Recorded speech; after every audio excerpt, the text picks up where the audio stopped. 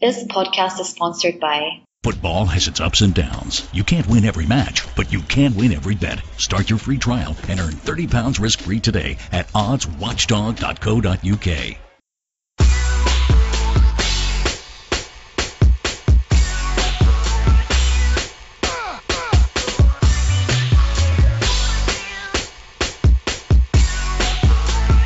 Hi everyone, and welcome to another pre-season special Gooner Ramble pod. Tonight again is going to be a little bit different to what you're used to. I have three non-Arsenal football fans on to discuss fan rivalry amongst other stuff. So let me welcome them. Blue David, Evertonian, Red Dave, Liverpudlian, and Daniel, Tottenham. Good evening everyone. How you doing? Hello. Welcome to the Gooner Ramble pod. So let's start with you, Blue David. You're new to me. We're Twitter mates. Yeah. And I see by what you do, you're a radio producer at Radio City. Tell us a little bit about that. Yeah, so it sort of falls into what I do as an Evertonian as well, really. But yeah, straight out of uni. I know you mentioned before we come on that I was the youngest out of us all, so apologies if I make anyone sound any older. But I've been here for about 10 years now. And yeah, love it. Best job in the world. Get to talk about football on a daily basis, and get to speak to different people every day. So yeah, it's really good, and it sort of fits in with what I'm really passionate about, which is of course Everton. So it goes hand in hand with what I try to do in that side of work as well. So you've got your own podcast, yeah, the Blue Room? Yeah, that's right. Yeah, we've been going for about 6 years, but really sort of started taking it a little step further this year. So we started our own website and then started doing a lot more podcasts rather than just a weekly show. It also has its own radio show as well, which goes out, funnily enough, tonight. It finished about half an hour ago.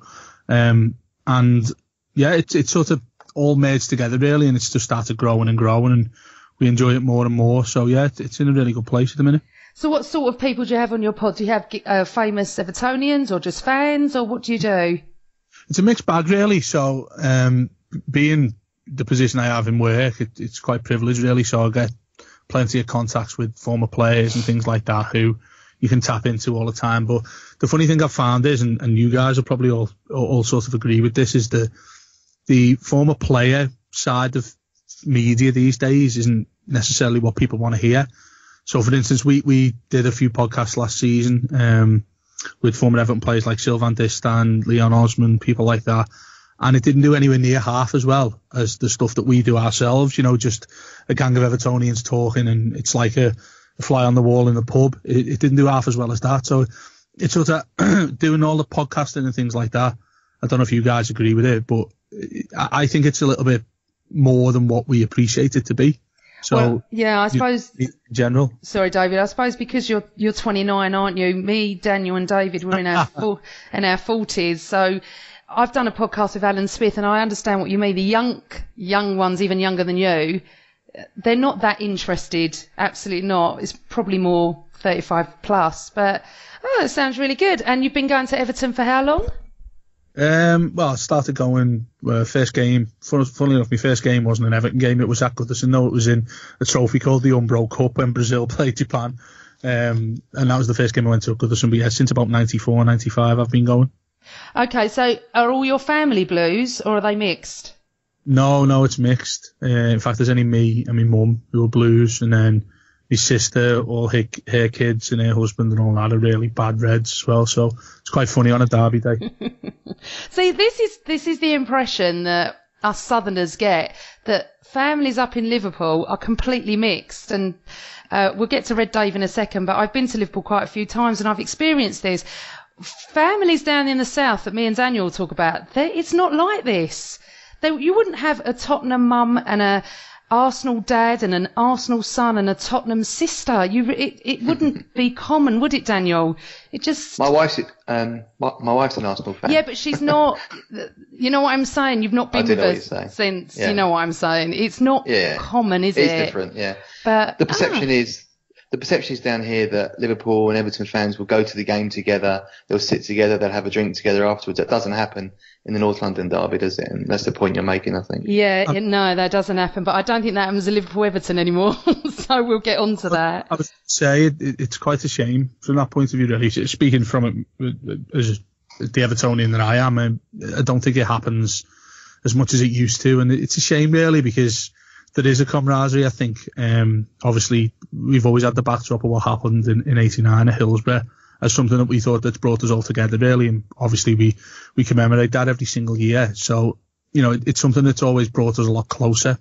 And it's just a shame that it's not. I mean, if you watch the old derbies, you'd see Blues jumping on the Kop and you'd see Reds jumping in the Gladys Street. It was just the way it was. But now, given the modern times and security and all that, it's completely different. Yeah, I think we still have that impression, but as I've spoken to Red Dave over the years, I've not got that impression anymore. It's a bit like the Arsenal-Tottenham sort of way.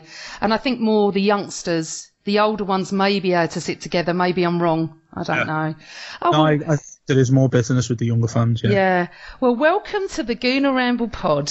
Thank you, David.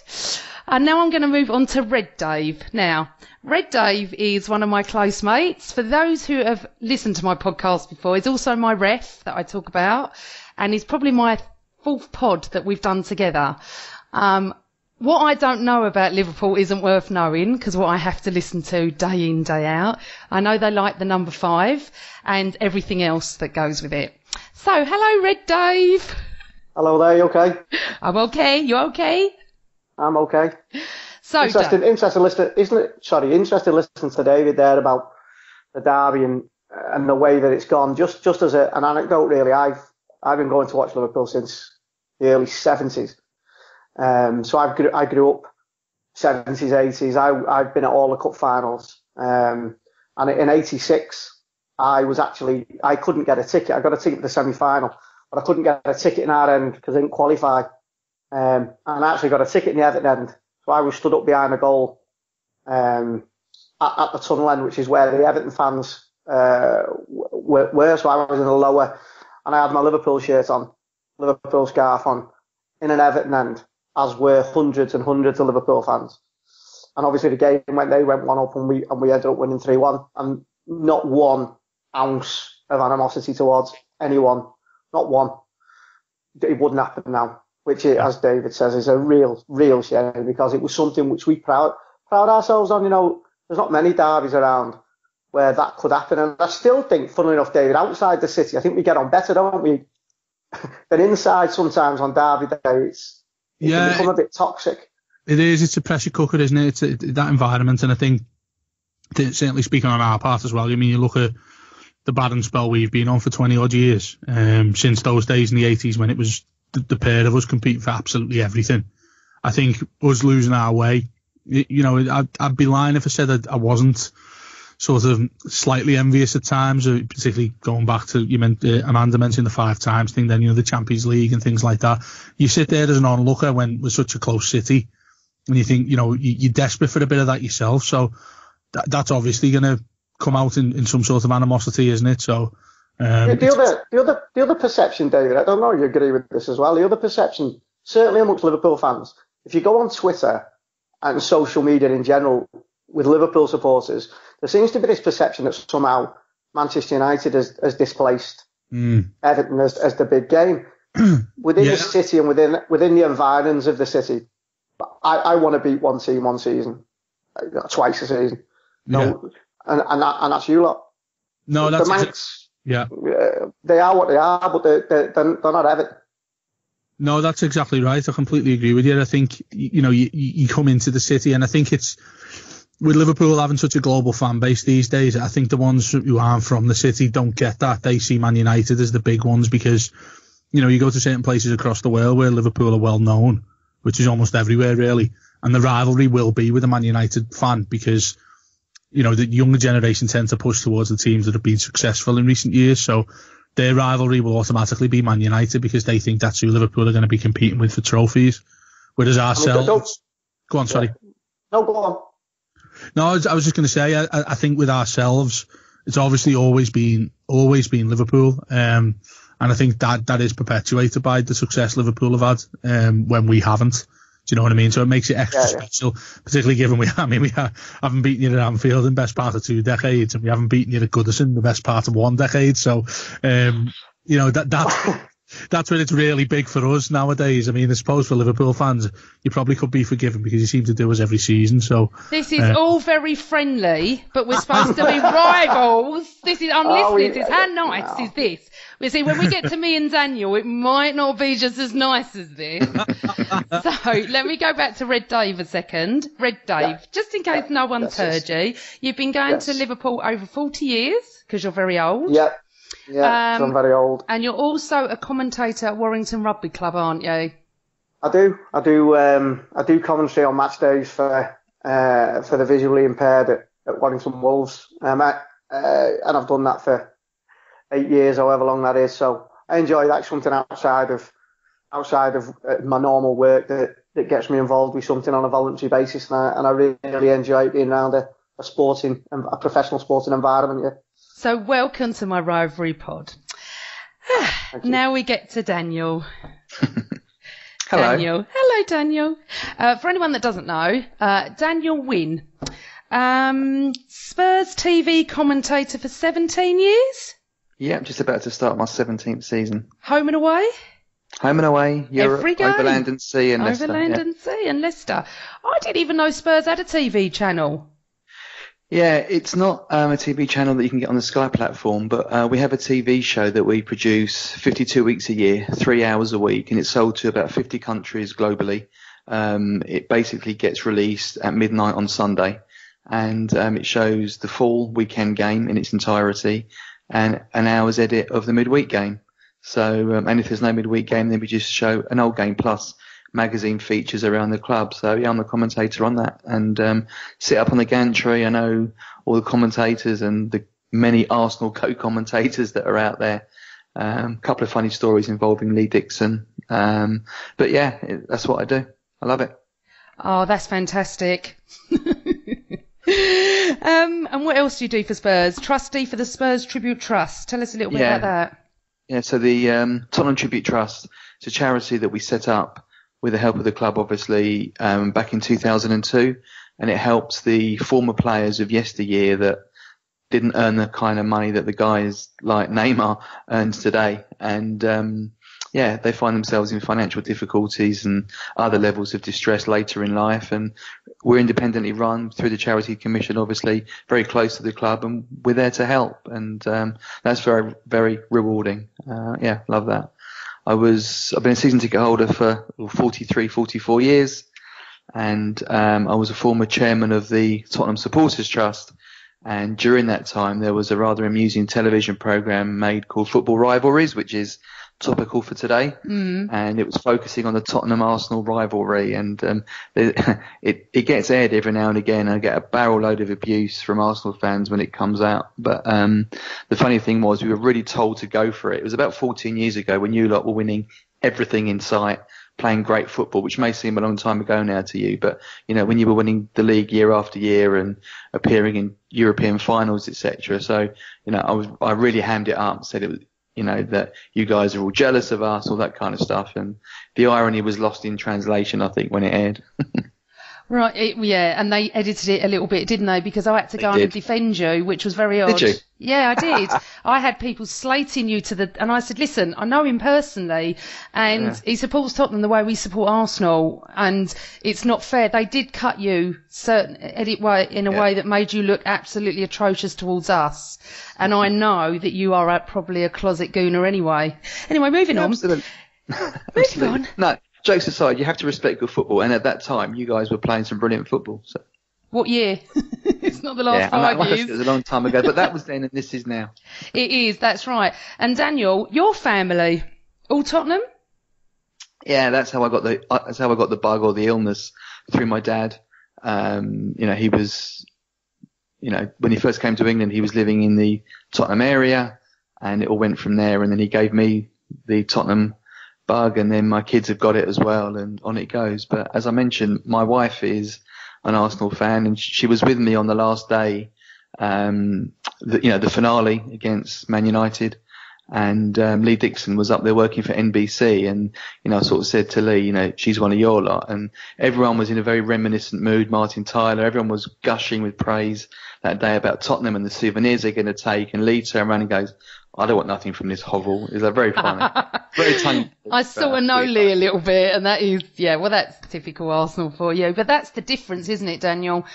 Your whole family are Tottenham, apart from obviously. Absolutely. My whole family, and I actually don't often speak about this, but my whole family on my dad's side are completely Arsenal. There isn't anyone, even my son who doesn't like football is Arsenal. But my you go to football with your dad, don't you? Yeah, I did until this coming season. He's had to give up his season ticket due to age, finances, and the fact that Arsenal don't really care about their fans. But that's another pod for another day. So I'm going to football without my dad for the first time in 40 odd years. I've still got my other family there, but my mum's family, every single one is Tottenham. Every single one. So when we go to weddings, it's like one little red table, us, and then the Blues, the Lily Whites surround us, Marvelous. And, over the years, where Liverpool, Everton and then Man United have come into that fold, we only want to beat one team every year, home and away. I know Chelsea have come into it a little bit. And I've often been asked this question. People say that Tottenham hate Chelsea more than they hate Arsenal. I don't agree either. I didn't agree. It's like, it's like for us, West Ham really, really have it against Tottenham, right? They really want to beat Tottenham.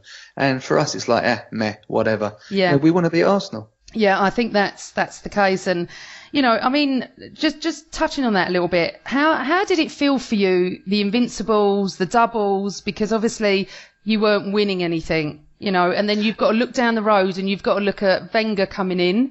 And obviously we didn't know what was going to transpire from that. Sure. And then he brings in Vieira and Petit and Henry and Perez and Overmars. And I mean, look, Daniel, all jokes aside, I think Tottenham fans are obsessed with us. Tottenham fans think Arsenal fans are obsessed with them. Yeah. It's probably there's probably a bit of muchness in, both. I think you have to be objective and be realistic. It's, you were playing the football that we were associated with playing back in the 60s. You came along, and Arsene Wenger, whatever people say about him, he's changed your club. In the mid 80s, you were playing in front of 15,000 week in, week out, and he's brought the science in, he's changed it round, and look at what you've achieved under him. All right, apart from the last few years, obviously, but even then, you've still won the FA Cup the last couple of years, all that kind of stuff. I know, it's interesting. All your fans love Arsene Wenger, because whenever I'm there, they're always saying, Arsene Wenger, we want you to stay. Yeah, but we're just enjoying the fact that you're not having such a good run in the league lately. But you mentioned the Invincibles. When you won the league, that was one at White Hart Lane, right? I was commentating that day, because you can just imagine, right? Yeah. That was brilliant. I think I've still got the DVD here somewhere, but as galling as it is, when to go the whole season unbeaten, that takes some doing. Oh, it's the best absolutely. you're going to get on me. Yeah, okay. That's the best you're going to get. That's quite nice for a Tottenham fan. Okay, so all of you, Derby Day. I love and hate Derby days. I love the build-up. I love it all. I absolutely hate the 90 minutes of football. For me, I'm just plutzing the whole way through it, and I can't stand it because most of my friends are Tottenham fans, and obviously my presence on Facebook and Twitter, I just get a lot of abuse from Tottenham fans, and it is what it is. Blue David. Okay, so realistically, Liverpool have won a lot more than you over the years, have we said. What's it like for you on Derby Day? It's horrible. On the day itself, it's really, really hard because there's a sense of inevitability these days. But I think for the level-headed amongst us now, it sort of comes full circle at some point. Fingers crossed. It seems to have taken a long, long time to be doing that at the moment. But I think to describe like a Derby week, we have this thing, and I'm sure Dave can probably knows what it is, maybe not to the extent that we do, called Derby Belly. So you start the week and I'll think, yeah, these have got nothing. You know what I mean? At Goodison, if we just get into them, we'll probably beat them. There's too much goes on about Liverpool, everybody's other club, although I suppose that's changed a lot recently, but Everyone likes Liverpool outside of the city and things like that. And you really have this sort of siege mentality going into a derby. And then as the week sort of goes on and on and on, and you start thinking, yeah, all right, they've got some good players there. They've got a lot of pace in attack and things like that. They've always had a top-class striker for as long as I can remember. And you start thinking, yeah, I'd take a point. You get to the end of the week. And then it comes to say when it's on a Saturday, you're dreading it. You're thinking, just blow the full-time whistle right now before it started.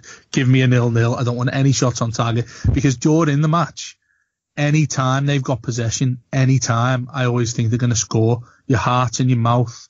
It's really quite a sickening game to watch. It's a perverse form of torture, I think, because obviously we all love football. We all love our teams, till our dying day, the massive priorities in each of our lives. But in a derby, you don't want to watch it. You don't want to be there. There's no way you can possibly enjoy it. I mean, the only one that I've ever enjoyed was in 2006 when we beat Liverpool 3-0. And even then, Liverpool are renowned for coming back from 3-0 deficits. I'm sitting there still thinking, I'm still not waiting. I'm waiting till the full-time whistle before I have a pint. So yeah, we weren't coming back from that, David. That day, we Pepe Reina's putting the ball on Andrew Johnson's head. Horrible day. It is. It's a terrifying experience, but particularly going there as well, because I think it's a little bit easier in the anticipation of it because you go in there probably expecting to lose because we haven't won there since one of your favourite guys, Kevin Campbell, scored. Who was speaking to earlier this week. Actually, he's a really nice guy. He is, yeah. And he's the last person to score at Anfield. You think how long ago that was? It's 18 years. It'll be 19 by the time we play them again. So, I mean, you go there hoping for the best. Sorry, David, say that again. You haven't scored at Anfield for how many years? No, we've scored. Oh, one. We haven't won. Yeah, we haven't won in 18. Goal. Yeah. Sorry, David, say again. You haven't won at Anfield for 18 years? Yeah, 1999, September God, 1999. I didn't know that. Okay. Yeah, Kevin Campbell 1-0, and I think all sorts of nonsense happened in that game. The red cards all over the place. And that was the Franny Jeffers game. Yeah, Steve Staunton ended up in goal at the end. Yeah, he did. He pulled off a cracker as well. Yeah, it was. I mean, we should have won about 2 or 3-0 in the end, but Gerrard got sent off. Yeah, Gerrard got sent off. Liverpool went down to 8 men, I think. It was a nuts game. That Gerrard was that the 2-footed one? He did someone, didn't he, badly in that game? Yeah, he was in a kid. Yeah, he made his debut. I think he's done it since. Right, okay. So can I just ask a question then? So if you haven't won for 18 or 19 years, do you go there just to have a laugh or something? Because I didn't realise that stat. 18 years without. No, it's horrible. I mean, I just want to say at this point, it's nice to hear Franny Jeffers' name getting mentioned on an Arsenal podcast. But carry on. Listen, hey, don't mention him in front of me. I like Franny Jeffers. Right I don't. Right, so Blue David, what's it like when they come to Everton then? It's a lot different because you still expect your team to win at home. I'm sure all you guys think the same. Whenever your team's playing at home, you expect them to win, regardless of who it is, because somehow, some way, they'll always do it. And you get that feeling going into a derby still.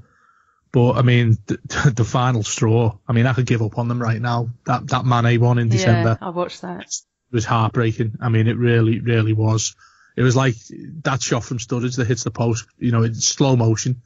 And it's terrifying. It really is horrible because you know they're always going to get a chance. And going into the game, you think that they're going to score from every opportunity they get. This is what I mean. Anytime they've got possession, you think they're going to knock one forward, there'll be an own goal, the ref will give a penalty.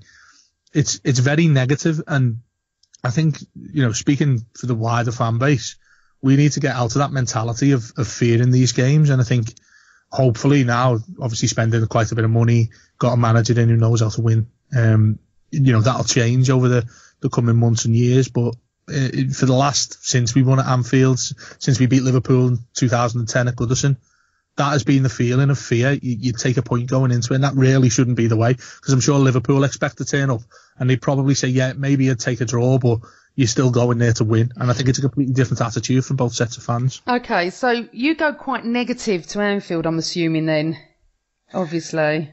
You go negative. You go there positive for about 10 or 15 minutes, and then you realise. Here we go again. Exactly. I don't want to be. I mean, it was like the last one. I mean, we went 1-0 down really early, got it back to 1-1 through quite a jammy goal, and then Liverpool just tore us apart. It probably should have been a hell of a lot more than 3-1. I've watched 2 4-0 defeats there as well in the last 5 years. I mean, it's a horrible place to go to because the team seems to go to pieces. They have an inferiority complex in these games, and I'm sure Dave will probably agree with me that Everton lose derbies in their heads before they've even kicked the ball. And that's what happened in the semi-final a few years ago as well when we went 1-0 up. So let's swap to Red Dave. So Red Dave, I can't imagine you going to Everton or Anfield when they come to play negative, because that's just not your fan base.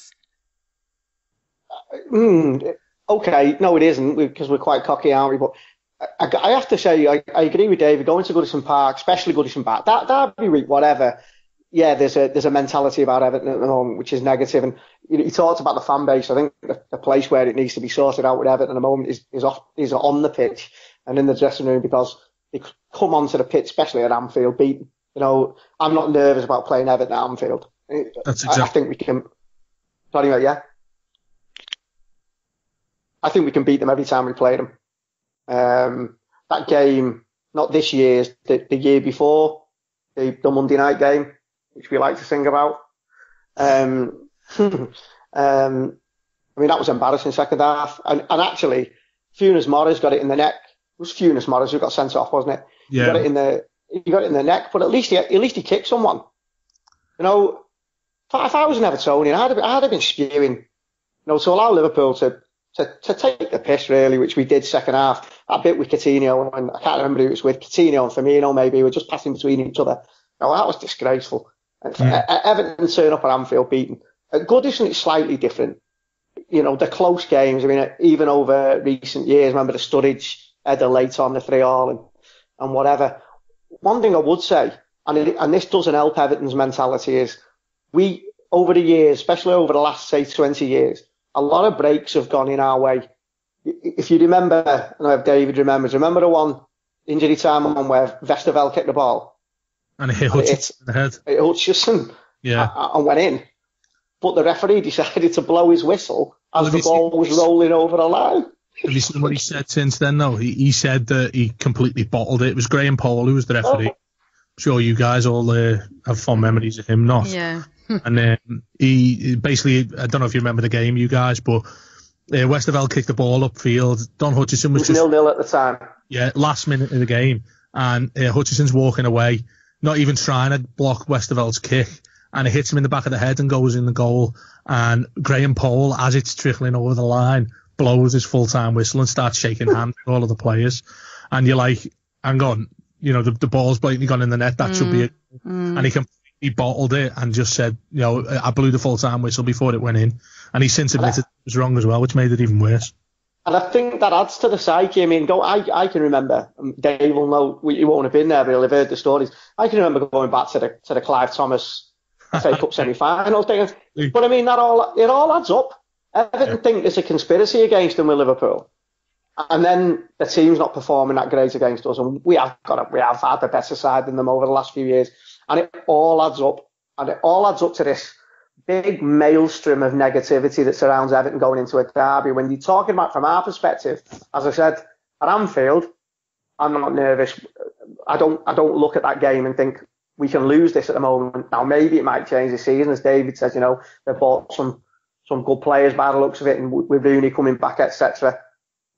And, at Goodison Park, I'll be honest, I have to get absolutely roaring drunk before the game. I hate it. I go into town. I mean, last year, because David knows these spells with Neil and Gibbo and all that before the game last year, I had to get absolutely paralytic. I hate it. Absolutely hate it. The thought of losing there makes me sick to my stomach. So I don't think... Sorry, go on. I'm just saying, I've seen us get some shootings there. The 3-0 he's talking about, etc. I can even remember Scrofy 1-0s, Thomas Gravison scoring and people like that. But, to lose against Everton is the most sickening thing that could happen to a Liverpool fan. And I don't think people outside the city really understand what that means. As I said earlier, I think a lot of people assume that Liverpool fans think that Manchester United is our big game. I can absolutely assure you it isn't. So, Daniel, our derby games. What's it like for you? Because I'm assuming then you're working.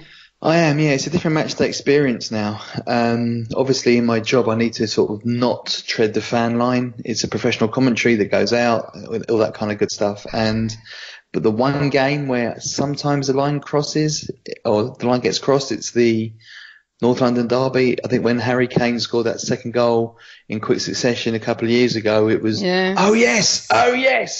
And, the kind of emotion comes out, and obviously the 5-1s, the semi-final, etc. It does bubble over, but I'm fully focused on the job, and I'll speak to my friends after the game on both sides, Arsenal and Tottenham, and they see the game totally different to me. They don't see the replays that I see, and they say, oh, the referee got this wrong, the referee did this, and this was a dive. Well, more often than not, that wasn't the case, but it's a totally different match day experience. But it is the game you never want to lose, So do you have the same feeling of the build-up as these two and I do going into the game? Absolutely. But you've got I'm still a fan. I've still got my season ticket. I'm still a fan first and foremost, but the actual match day experience is, those 90 minutes and everything I do on a match day is just different. It's just how it is. Have you ever lost it? Especially when we beat you 5-2 about 3 times. Have you ever sort of you haven't switched into sitting in the stands. You've had to keep professional. Yeah, you have to. As I said, you won the league at White Hart Lane. I was commentating. You have to, you can imagine what that's like, right? And you can imagine how you'd be feeling if that happened the other way around, as unlikely as that may seem before you say it, right? But it's, you've just got to do what you've got to do. That's your job. It's what you're getting paid to do, and you have to do it. Well, I hold my hands up to you, Daniel, because I couldn't do it. If Arsenal were playing Tottenham, you wouldn't be able to get me professional in any such way. So say that. I couldn't. You say that. I was exactly the same. I was probably more partisan than you were before I started doing this, and you just adapt. So. Okay, so those instances, we'll talk about the pro-Arsenal ones and the pro-Tottenham ones. There's loads, okay? Yeah. What was it? I mean, you weren't commentating then. When we played the semi-final at White Hart Lane and your announcer at half-time told Tottenham fans how to get final tickets. Yeah. I was in the Arsenal end and we all looked at each other. What the hell? Yeah. What year was that? 1987 League Cup semi-final. So how old was I? 17, whatever it was. I don't know, 16, I was 16 18, whatever. We all, obviously being a stroppy teenager as I was, I looked at my cousin and everyone around us went, I won't swear, but who the fuck do they think they are? Absolutely. Cocky sods. You shot yourself in the foot that day because I actually think he won us that semi-final, the announcer. I know the guy that did it, right? And, he was under instructions. Nobody thought anything of it at the time. And, it wasn't until I think I went to school the next day that people were even talking about it. It flew over my head. I didn't realise that it happened. But as I said, I've spoken to Willie about it since then, and it was just what he was told to do by the club. It was I get it. It didn't fly over any Arsenal heads. I think it flew over every Tottenham head, like you were saying. Okay, so Wembley obviously broke my heart when Gazza scored. 91, I think. 14th of April, 91. Oh, all right, whatever. And the 14th of April, 2011 was Danny Rose's debut with that goal. Same day. Was it? Oh, okay. Same date. I'm not really that interested, but carry on. The fact that then obviously we had, we did have much more success than you. When I was at school, early 80s, it was the other way round. I had a lot of stick going to school. But then it changed, obviously, with George Graham, 86, 87, we beat Liverpool. And it started from there, really, for us. And the tables turned. Listen, it's a cyclical game, right? It goes in cycles. You were huge in the 30s. We were huge in the 60s and early 70s, and then, 80s as well. And then, look at Liverpool, right? And Everton, they both had their successes. And then Man United came along, the cycles will change again. That's the game. And that's why we all love it. Yeah, no, that's right. I mean, as I said before, I really enjoy derby games when they're over, unless we're like 2-0 down and we win 5-2 or something, like that, which happens. And you've got to get out of White Hart Lane as well. Oh, don't even go there, Daniel. I'm not even discussing that. That's a nightmare. I just feel that I think Derby Day for any fan is exactly the same. I don't think anyone goes. I mean, you've got the Evertonian who's negative because he hasn't won for 18 years. You've got the cocky Liverpool fans. You've got Arsenal fans that just sing always in our shadow. You've got Tottenham fans asking Arsene Wenger to stay. I think the banter is brilliant. When it crosses the line, obviously, that's not when it's great. But as Blue Dave was saying, years and years and years ago, Everton and Liverpool did sit together, and that's what our impression was. Arsenal and Tottenham have never sat together. I did sit in the Tottenham end once when I was about 15, and I literally was scared for my life. So I think it took a turn for the worse with the whole Sol Campbell thing. I mean, it was never great. That game, the first time he came back, I hated it. I thought it was just ridiculous, and it's not been the same since. Talking of Sol Campbell, being an Arsenal fan, I could never, ever, ever get used to him playing in a red shirt. And I would totally understand how every single Tottenham fan felt. It never felt right to me. He was brilliant for Arsenal, but it just never, it's like if Tony Adams ever wore a Tottenham shirt. Look, I mean, what did it, I think, for the majority of Spurs fans at that time wasn't the fact that he left, because from a footballing reason, it made perfect sense. I think the fact that he strung everyone along, and he lied. In January when, you could start negotiating, he said, I'm not going anywhere, not now or in the summer. That was the quote. And then all the way through the season, I'm not going anywhere. I'll talk about the contract in the summer. Again, the right thing to say. But then to not stay and to go there, that's what did it.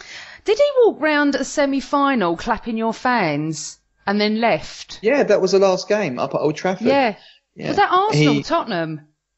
Yeah, it was. Yeah, because I was there and I remember watching him clap your fans. Yeah. And that was the last time. He was very... He got injured. He went off after about 25 minutes or whatever, and he walked off and he clapped the fans, never to be seen again until he appeared on July the 2nd in the Arsenal shirt. I would have absolutely spit my dummy out if this was Tony Adams. So I really, really totally get that. So Daniel, rivalry for you is a bit different for Arsenal because West Ham and Chelsea don't hate Arsenal as much as Chelsea and West Ham hate Tottenham. So, I know it's quite bitter and nasty, and some of the stuff that's actually sung to Tottenham fans is bang out of order, obviously. But if you had to beat one team, it's Arsenal, yeah? Your second team, is it West Ham or Chelsea? I think for different reasons. I mean, we haven't won at Stamford Bridge since February 1990 in the league, right? So that's a record that needs to be broken and broken soon. And we've come close to it, 2-0 up, all that kind of stuff. But, West Ham are like that irritating little brother that you've got. It's like, they're thereabouts, they're snipping away at your heels without actually doing anything. This season they bought and they think they're going to win the league, right? They've made a few signings. All it's going to do is put them up from bottom of the table rubbish to mid-table mediocrity. And, they need to wake up and smell the coffee there, right? Chelsea will obviously be right up there. It's a different rivalry, Yeah. I mean, our first home game this season at Wembley, it's against Chelsea. Huge occasion. We destroyed them last year at White Hart Lane. We had a great first half against them at Stamford Bridge, and we matched them for 70 minutes at Wembley in the semi-final. We need to get that first win under our belts at Wembley, and what better lift, what bigger boost could it be than to beat Chelsea on that first game? So Chelsea play Arsenal on Sunday, the Charity Shield at Wembley, and then they come back next week to play you. I didn't know that. No, it's the week after. So it's our first home game. We start at Newcastle. Oh, okay. Because you're at home first game. Oh, yeah, of course we are. We play Leicester. And we're at Wembley on Saturday, the day before you. We got Juventus. Oh, okay. All right. Mm-hmm. We're just going to touch on that a second. You don't like playing at Wembley. You don't do very well there. So how's the feeling from the fans? Are you apprehensive, or are you like, listen, we can do this? I think it's mixed. It's just another ground. Okay. There is a bit of a thing out there at the moment, and the press have obviously latched onto it. So the first couple of games are going to be huge. We won our first game at the new Wembley, obviously. We beat Chelsea in the 2008 League Cup final. It's just since then, hasn't been too good. You know, we obviously won the last Champions League game there in the group stages, but it wasn't enough. You know, it's another ground. People say the pitch is bigger. Spurs have been training on a Wembley-sized pitch for the last, year, right? So that's nothing. It's just, I think because White Hart Lane was so close, it was so intimidating and all that kind of stuff. And we'll get the first win under our belt and away we go. Well, hopefully, obviously, you don't win ever, but there we Appreciate go. That. Right, so I put out on Twitter today that I was having a Rival Fans pod, and I must have got near on 40 questions from different sort of people. So I've picked out a few for us all to answer. Red Dave, this is one for you. It's from Paul Wilson at BluePaul71. So I think you can gather by the Twitter handle what's coming. That's going to be good, there. Yeah, go on. Right. Is it worth kicking off the new season with Liverpool already claiming they've actually already won it before a ball is kicked? Well, considering we're losing 1-0 to Atletico Madrid at the moment, and I would say, no, look. You know me, I don't buy into that anyway. I'm not like that. Our fan base, especially the wider fan base, in terms of social media, can be ultra cocky, always have been. And you know that I have this thing about fan bases in general having a DNA, and I think they do. I think you give Liverpool fans a glimmer of hope, and they will run over the hill and away with it. David will know this. You know, you give us anything, and we'll think we're going to sweep up before us. That's the way we are. Going into the new season, there's a lot of been talks, especially after last night, about how great we're playing. It's pre-season. It's pre-season. Bayern Munich were at half pace, really. They were poor. We played well. Yeah, signs look positive, but some of the deficiencies are still there. Still haven't got a centre half in. We need one. We need an organiser at the back. We've still got Alberto Moreno playing at left back, regardless of how well he played last night. So there's still weaknesses within the squad. I don't think we've had a great transfer window in terms of the targets we were going for. In terms of Keita, we made a pig's ear of that transfer. When we've made a pig's ear of the Van Dijk transfer, whether that comes off or not, the club have been poor in the way they've handled it. So am I positive? Yeah, I think there's positive signs. Do I think we're going to run away with it? No, don't be stupid. Other teams have strengthened. Everton have done really well. I was only saying to you the other day, wasn't I, that Everton have really improved their squad. So yeah, no, I think there's positive signs, but no, we're not running away with anything. So Blue David, I'm assuming you've got a lot of Liverpool mates. Yeah. Are they all like, well, Dave isn't really like that, but are they all quite cocky and we're going to win everything and we're just great, or not? I'd say they're probably closer to that than the way Dave is talking there, because he seems to be a lot more realistic. But the ones that I speak to, I mean, he's exactly right about club DNA. We touched upon it a little bit earlier. The way Everton's is these days, it's a little bit negative and probably to our own detriment, really. And that it breeds negativity on the pitch as well. With Liverpool, I always think, and Dave made the point about them getting that little glimmer of hope, or even winning a pre-season tournament like they did last week.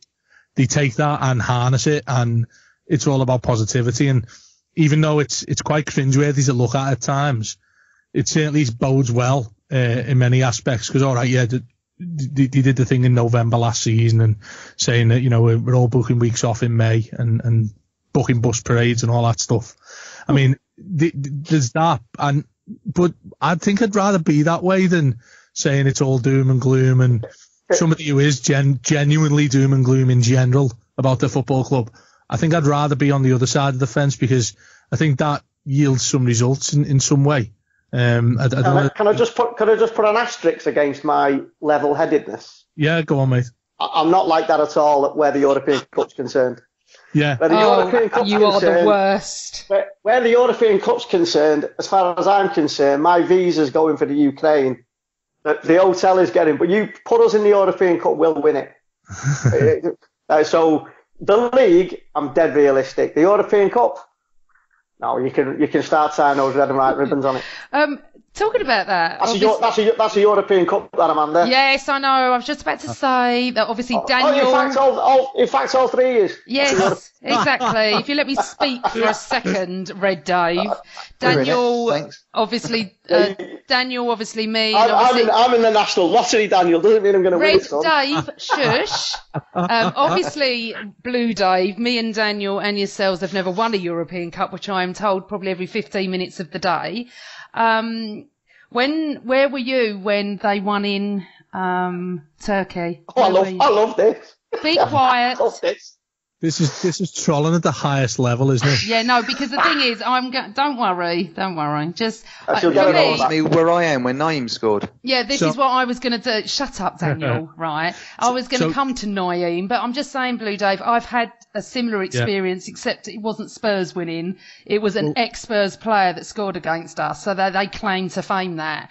But for you, obviously, I turned off at 3-0 thinking, oh, well, this could be 5-0 Milan. And then my dad rung me and said 3-2, you got to turn the TV on. Obviously, I'm a neutral, and I actually wanted Liverpool to win because I don't have that rivalry with them. Our club doesn't have that.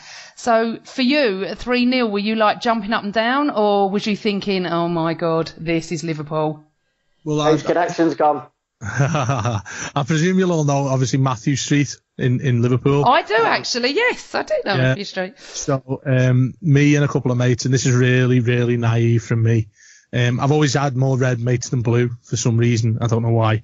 And we ended up, I was 18 at the time as well, just to all make you feel a little bit older. We all decided to come out for a drink, and town was that busy that in some of the bars you had to stand outside because they had TVs facing outside onto the street because the bars were just too packed to get into. And I was on the train coming into town when Maldini scored really early on. And I sort of little fist pumped then, but I thought, no, this is Liverpool. Anyway, it gets to 3-0, and at half time people started going home. I mean, there was a genuine heartbreak for a lot of them. And Gerrard scored, and there was sort of, not a sense of a comeback, but, it's a consolation. It feels probably a little bit better than getting battered 3-0 and maybe more. When Smeets scored, I've never seen people, it was like a stampede around Liverpool city centre. People just running from all sorts of places, trying to find the nearest TV screen that they could. And then at that point, I was like, yeah, I really want to go home now. The thing is, at that point, every Evertonian knows what's going to happen next, don't they? There's not this. Oh, mates, do you know what? I think a lot of us made a fortune because we all knew the writing was on the wall. So if everyone in the country, Everton fans know exactly what's going to happen. Yeah. So it's that DNA thing, isn't it? Where Everton are like that Liverpool fans that think they can possibly do it, being 3-0 down. I don't know any other teams that would think like that. My team wouldn't. If we were 3-0 down, I'd be WhatsApping Dave going, I'm going home. So you're correct. There is that DNA, and I've learned that over the years being in Liverpool. Can I just go back to something on that though, because it flicks back to what we were talking about earlier. There's another thing that adds to the psyche with Everton. That season they finished above us. Yeah. They finished in the Champions League places. Mm.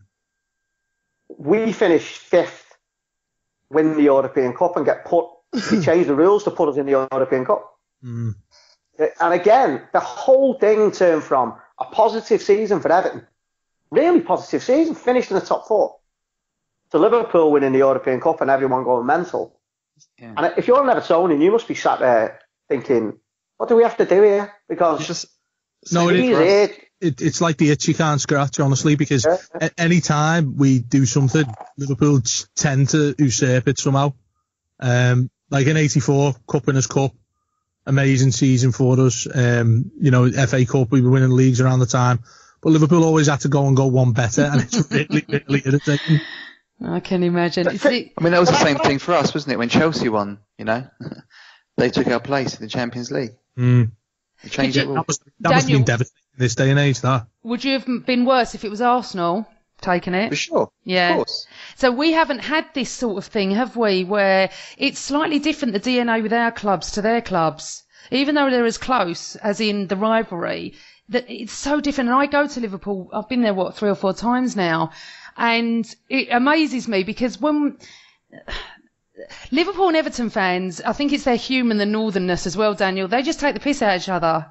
But our banter is nasty. It isn't. Yeah. Isn't it? It's not. It is. It's not fun unless you've got friends. Like we've got mutual friends, haven't we? Both of us that are Arsenal and Tottenham, and we have a laugh about it. It's funny. We just take the piss and do what we. That's the way it should be. But it is like that up there. It is when I'm up there and I meet Evertonians and I meet Liverpool fans. It is a bit like that.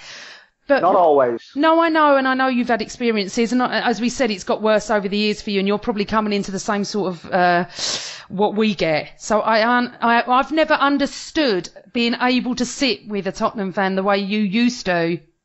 Just one thing there, Amanda. And David will back me up on this, I'm sure. I grew up.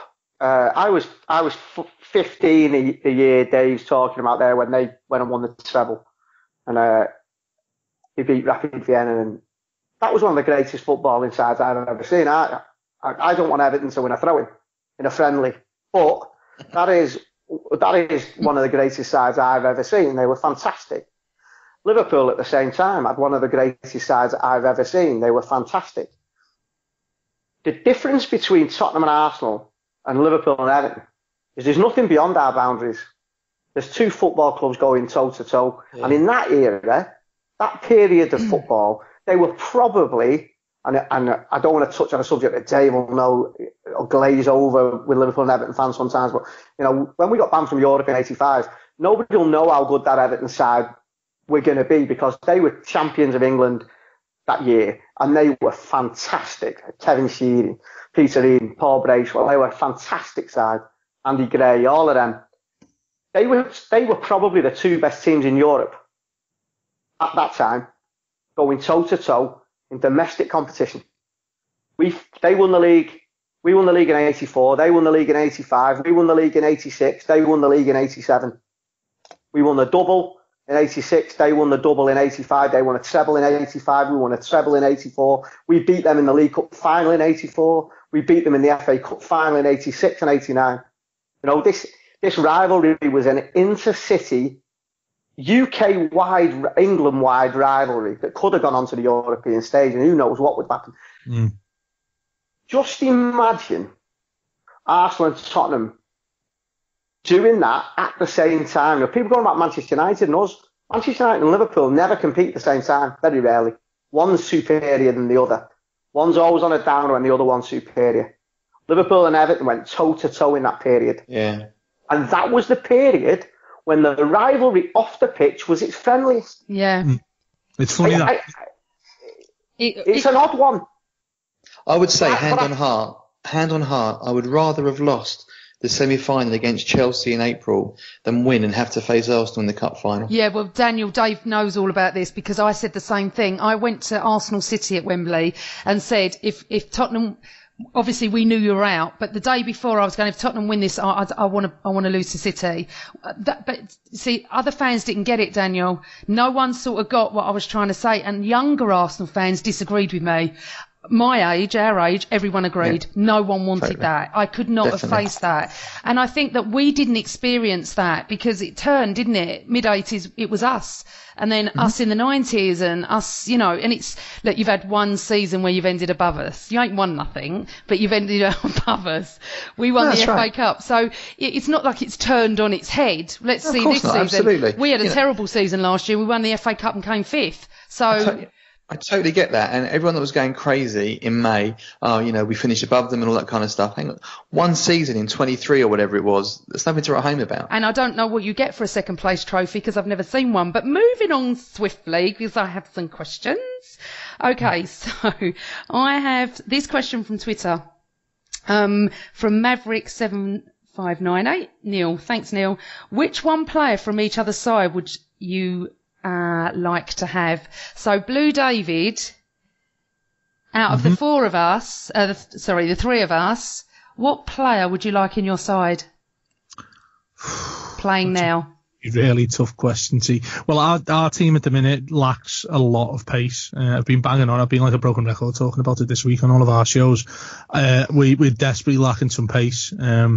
And even the players we're linked with don't seem to have any. I know Sigurdsson's probably going to happen, and he can't run really as well. So, I I'd normally go for Harry Kane because I think the lad's special.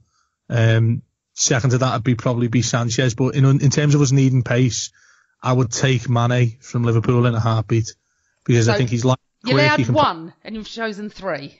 Well, I'm choosing Mane Right. solely because he's really quick, and I think he's a game changer when he plays. You probably know that firsthand from the first game last season as well. He was fantastic. He's electric. He can play anywhere across the front three, and we don't have that versatility or pace, so I'll probably choose him.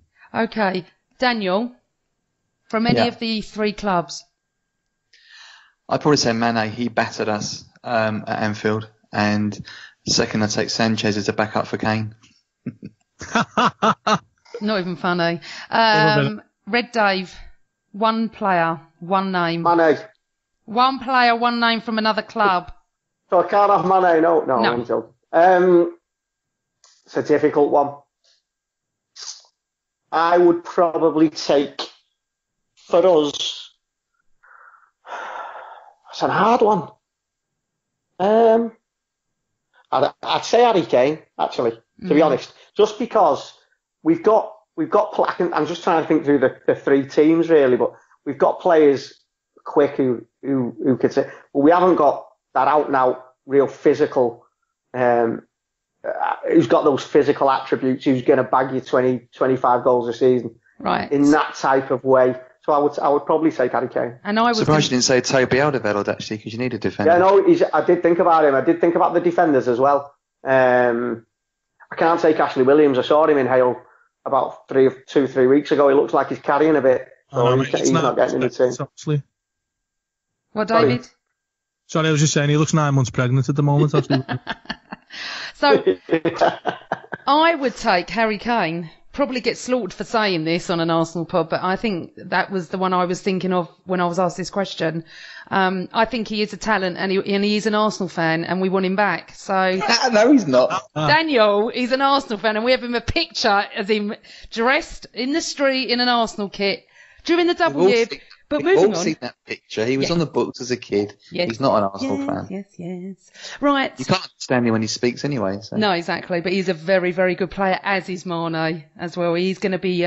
We built all our success on players who supported Everton. That's right. Well, it's quite combined, isn't it? We had dozens. And Michael Thomas was a big Spurs we had dozens of them. Anyway, I have to ask these questions, otherwise I get told off. So, boys. Now take off your team's hat here, all right? I've been asked, what finish to a football season do you think was the best? Arsenal at Anfield in 1989 or City 2012? I'm going to ask Blue David that one first, and take your hat off. Well, I lived through one of them, and I was 2 years old for the other one, so. Actually, what I've seen, the Smith one's just funny to me because I have to put the bitter head on here because I just think there's no funny way of losing the league title. And I think City as well, that was a genuine head-to-head for the title, wasn't it, with a City, and he had to beat QPR, really. They should never have been in that state in the first place. So I'm going to go for the Arsenal one. But, okay, Blue Dave, I expected that, obviously. But take off that bitter blue head or whatever you call it. And for me, and if I was coming into this, and obviously I was at Anfield that night, not that anyone doesn't know that, and I argue, I've got City friends that were there as well at their game, and they argued because City took it off United, City came from whatever down they were, 3-1, whatever it was. But, they're playing at home against QPR. In 1980s, Arsenal never won at Anfield. You think you never won? We never won at Anfield. We couldn't get near them. So for me, it was the fortress going there, 2 clear goals and all that. And obviously, look, it is hard. I am biased, obviously, but Dave knows that if I thought City's was better, I would say it. So Daniel, I'm expecting.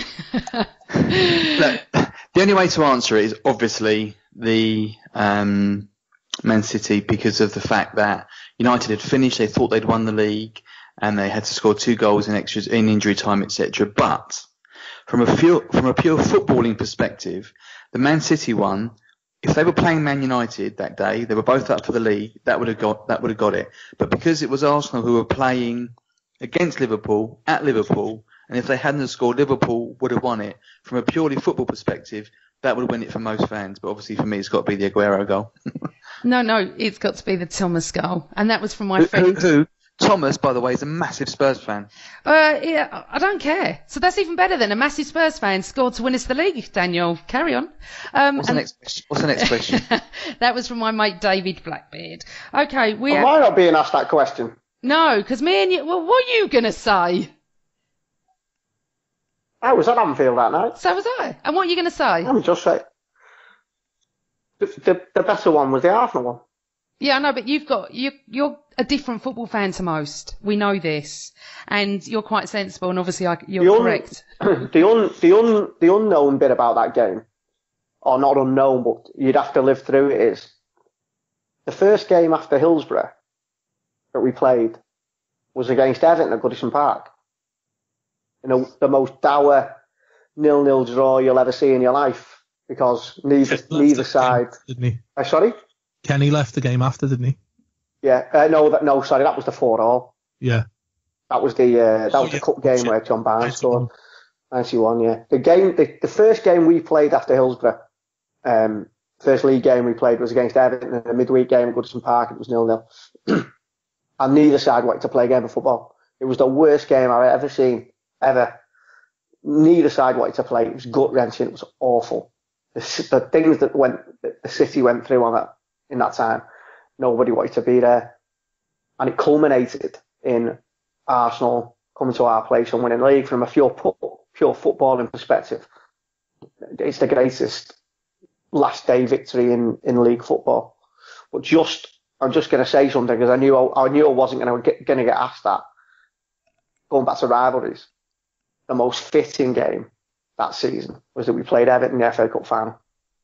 After what they did to support us, and a 3-2 final, a great final. Again, everyone mixed. Fantastic. Anyway, See, this is the thing, isn't it? This is what the young fans of nowadays, the 15, 20, 25-year-olds don't really get. That growing up through the 80s, I would think that every football fan was felt terrible towards the Liverpool fans and everything that happened to Hillsborough, and the fact that Everton are in your city and the support and everything, you know. And so when I came up in 1989, it was only 6 weeks later we were supposed to play you, weren't we, after Hillsborough, and it got postponed to that night. It's quite eerie of what's gone on, but the support was phenomenal from Arsenal fans towards Liverpool fans as well.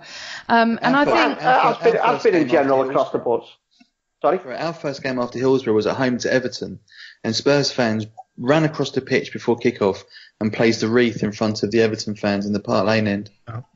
Oh, see, the thing is, you know, and we're going to have to end this pod in a minute, but talking about rivalries, but you know what? We are one football family. We all love the game, regardless of our teams. And, you know, I often say that supporting your club is like loving your family. You might not always like them all the time, but you always love them. They're in your blood. They're your religion. It's a cult. No one gets it unless you're a football fan, that's for sure. And I just feel that it's so interesting talking, you know, Daniel and I, it is different, the rivalries between Liverpool and Everton and Tottenham and Arsenal. It's definitely different. But one of the questions I have been asked, and I'm going to ask you three, is favourite all-time Arsenal player that you'd have wanted to see in your side? Just one from when you were born to right up to today. Daniel. Can I say Pat Jennings? No, because he played for your side. Someone that hasn't played for you. I'm actually thinking of three. I'm thinking of Dennis Bergkamp, Patrick Vieira, or Ian Wright. Okay, which one? If I had to pick one, probably Vieira. Because at that time when he was playing, we needed somebody to grab the midfield like he did. Phenomenal player. One of my favourites. Blue David.